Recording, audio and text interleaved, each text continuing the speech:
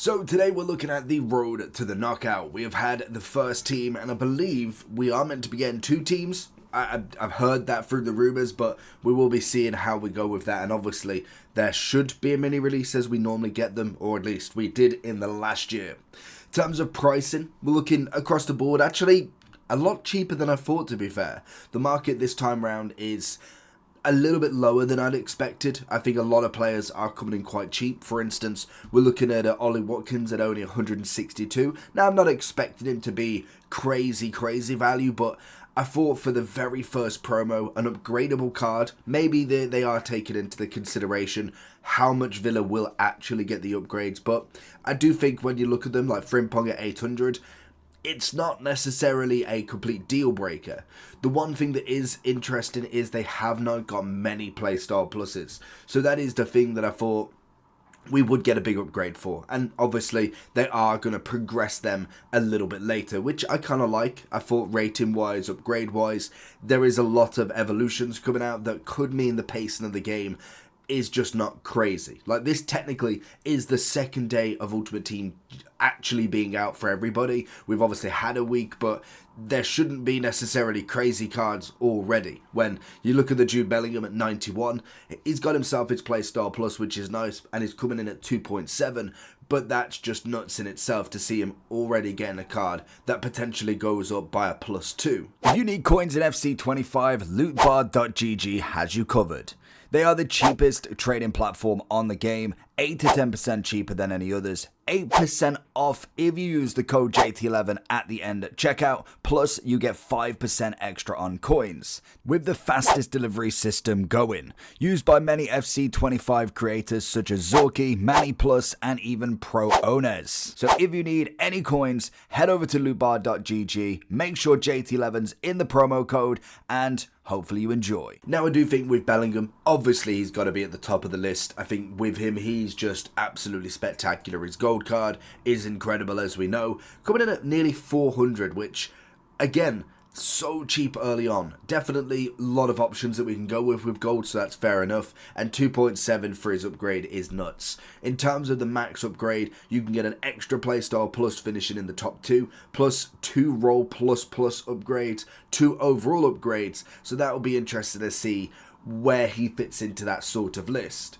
We also have an objective in Otamendi. Now, again, nice card, free card, but whether I'd say he's a kind of number 1 centre-back, I'm thinking kind of chilling more in around the A+ to A, I'm thinking for him. So we'll stick him in A at the moment and kind of see where people go with it. Because then naturally, we do have a few of the lower cards as well. Like, not everybody is going to be absolutely cracked out their mind. I think someone like Romero, it's a brilliant upgrade for him. Obviously, took a massive pace upgrade, which is beautiful, taking a +12. And for 215, he's definitely putting himself in a better category. Now, I wouldn't quite go S+, but I'd say for right now, if you was to pack him on this day 1, day 2 of Ultimate Team being out, he's got to be up there as one of the better Prem centre-backs you can get. Obviously, he's got a chance of going up, but that's not for a while, and I can imagine with the promos coming out, by the time he gets to a single or double upgrade, more than likely, he's not necessarily going to be in that same category.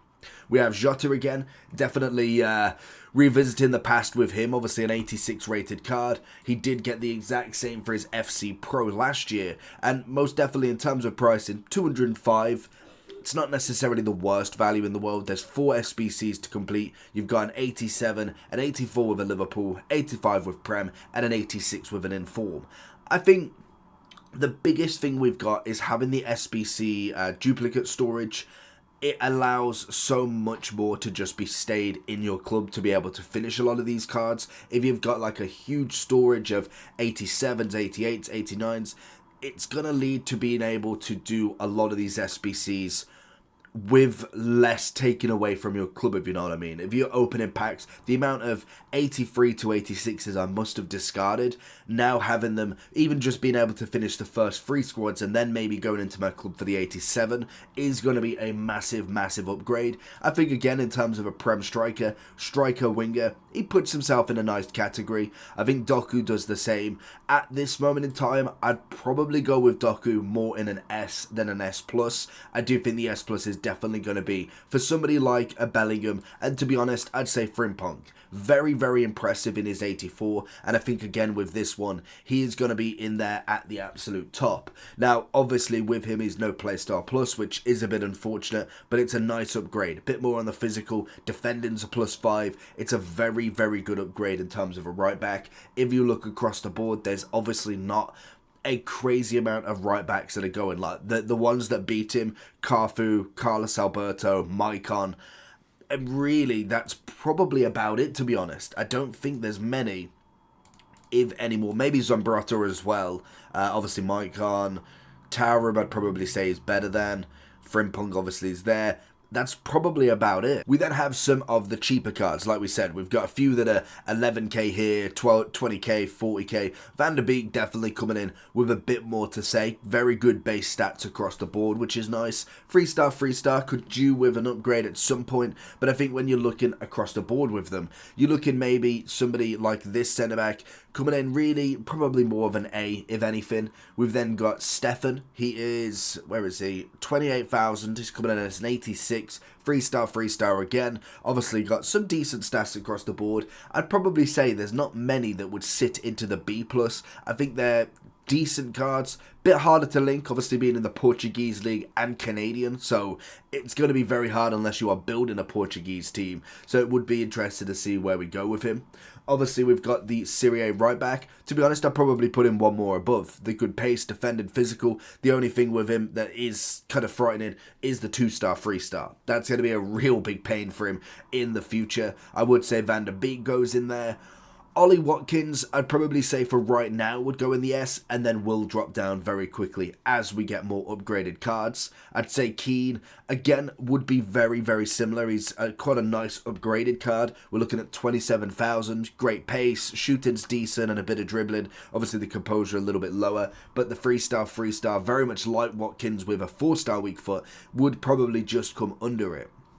We also do have a Sesko, who's coming in now as an 86 already. He's obviously got himself a nice upgrade. He's got a good amount of pace, shooting and dribbling with the 4-4. There's a potential, and obviously being 6'5" as well is a nice card to have a look at at this point. I'm not saying like in a month or two time all of these cards are going to be exactly here, but for right now, with all the cards out and how cheap a lot of them are, they put themselves in a nice category.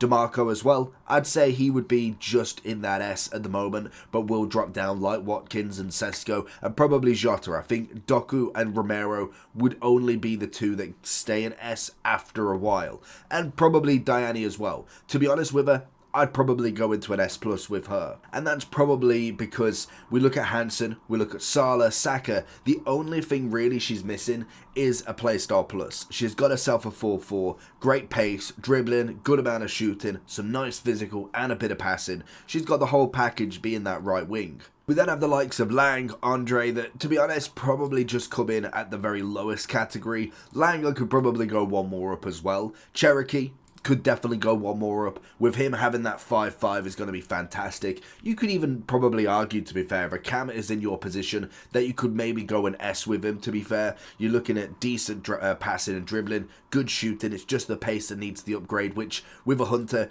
is going to be absolutely fine. 89 and 90. Which then leaves us to the final three. We've got Alvarez, we've got Pinner, and we've got Bajorn. I think, is it Bajorn?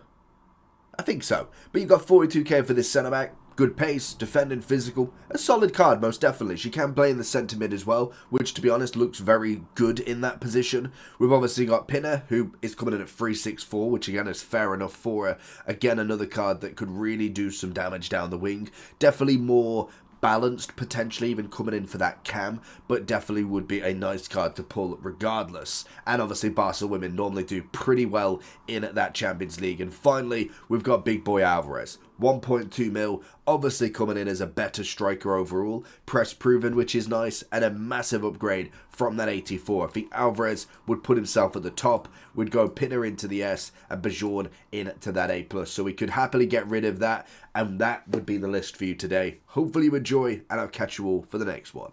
Peace.